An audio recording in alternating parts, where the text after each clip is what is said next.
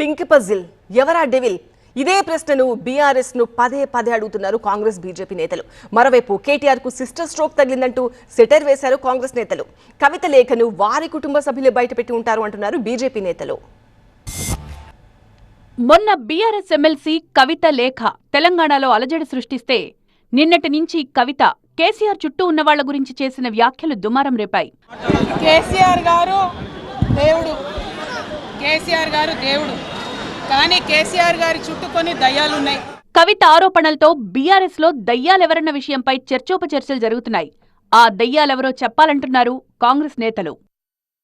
మీరు రేవంత్ రెడ్డిని తెలంగాణ పెట్టినటువంటి దెయ్యం అని అంటుంటే దాన్ని ఖండిస్తూ అసలు మీ దెయ్యాలెవరో చెప్పండి అని అడుగుతున్నాం. ఆమె చెప్పేది మాకు అర్థమైంది, ప్రజలకు అర్థమైంది ఏంటంటే కేటీఆర్, హరీష్ రావు, సంతోష్ రావు వీళ్ళంతా చుట్టూ దయ్యాల్లాగా చేరి కేసీఆర్ని ప్రజలకు దూరం చేస్తున్నారు, కేసీఆర్ని పని చేయకుండా చేస్తున్నారు. ఇందులో ఒకళ్ళు పోటీపడి బహిరంగంగా తిట్టుకునే స్థాయికి వచ్చారు. ముందు దాని సంగతి చూసుకోండి. కేటీఆర్, మీ పార్టీ సంగతి, మీ పార్టీలో జరుగుతున్నటువంటి ఈ ఆధిపత్య పోరును దాన్ని సరిచేసుకోండి. కవిత మాటలతో కేటీఆర్ కు మైండ్ బ్లాంక్ అయిందన్నారు మంత్రి సీతక్క. ఇంటి గొడవతో కేటీఆర్ కుంగిపోయారన్నారు. సిస్టర్ స్ట్రోక్తో కేటీఆర్ చిన్న మెదడు చితికిపోయింది, అందుకనే ఇష్టానుసారంగా మాట్లాడుతున్నాడు. ఇంకా సిస్టర్ స్ట్రోక్ లాంటి స్ట్రోకులు చాలా ఎదుర్కొంటావు ఇలాంటి తప్పుడు ప్రచారాలు చేస్తే. కవిత లేఖతో బీఆర్ఎస్ లో ఏం జరుగుతుందో ప్రజలకు తెలిసిందన్నారు మంత్రి పొన్నం ప్రభాకర్.